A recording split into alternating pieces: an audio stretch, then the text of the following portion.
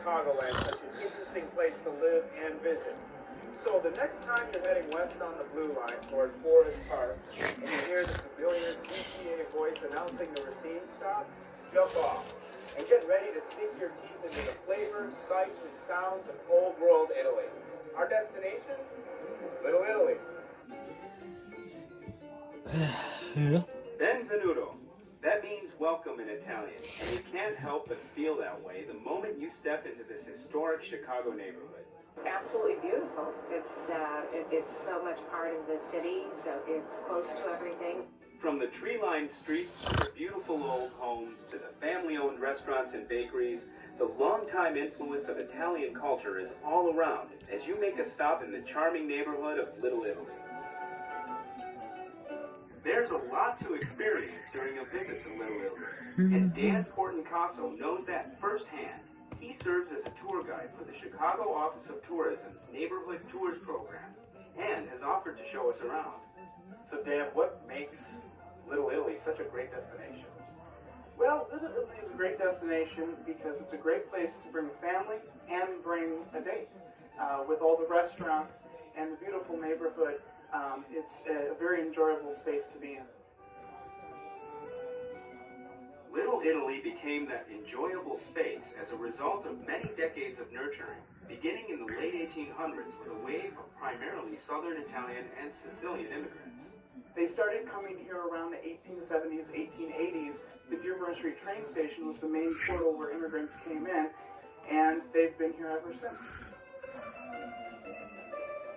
The neighborhood grew up around one street that remains its centerpiece today, Taylor Street. Here, you'll see Italian influence in its many shops, bakeries, and restaurants. This is a great place to come and eat. You can get everything from Italian-American cuisine that's derived from Southern Italian cooking, to Sicilian food, to even Northern Italian restaurants. But because the university's here and it's a very diverse neighborhood now, you also will find things like Thai food to burger joints. The University of Illinois at Chicago brings unmistakable energy to the area. The school, with its 25,000 students, is one of Illinois' 2 publicly assisted comprehensive research campuses. Be sure to check out UIC's newly renovated pavilion for everything from concerts to cultural events. Located on UIC's campus is a museum worthy of a visit, the Jane Addams Hull House Museum. It celebrates the life and contributions of Nobel Prize winner and social activist Jane Addams. The homes along the streets of Little Italy reflect a blend of modern influence and old world charm.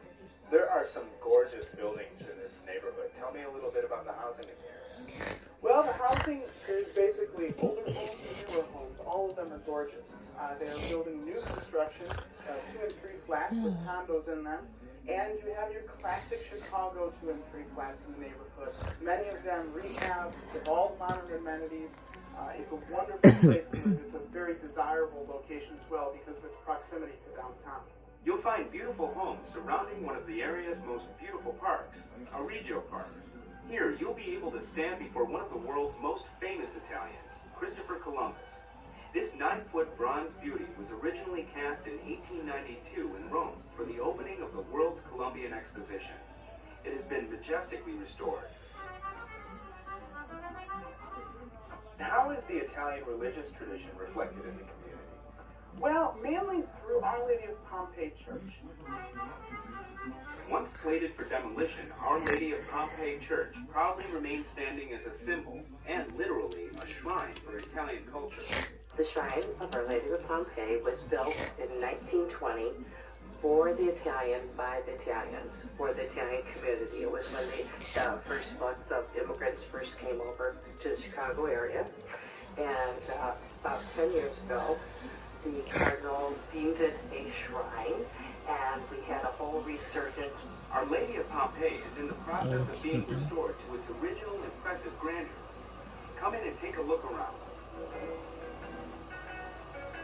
Just recently opened, the National Italian American Sports Hall of Fame, a museum dedicated to promoting and preserving the history and heritage of Italian Americans in sports. I would think is as good as the Pro Football Hall of Fame or the Baseball Hall of Fame. We have everything from Mario Andretti's race car to Joe DiMaggio's 39 uniform, to Vince Lombardi's last coat of the Packer. It's endless. I mean, we have memorabilia of over 250 inductees in the Hall of Fame. Be sure to check out this display. All 11 Olympic medals belonging to swimming sensation Matt Biondi. Sports really brings people together. And there's one more thing bringing people together in Little Italy. So on a nice summer day, say you Yes. just go to a friend, bringing them down here, where would you say they would have to go? I would say the best place to go is Mario's Italian lemonade stand. People come from all over Chicago to visit this mom and pop stand. Open May to September. It's cash only. It's on Taylor Street. It's just a little place, very local. Sometimes the Italian ice is so good you gotta wait down the block. Some things are just worth the trip, and that's true of Little Italy. Getting here is as easy as a ride on the CTA. Here's how.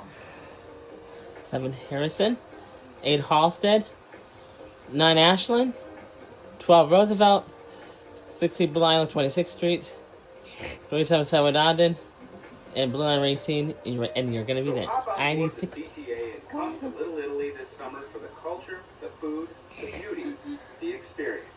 It's a place that has something for everybody.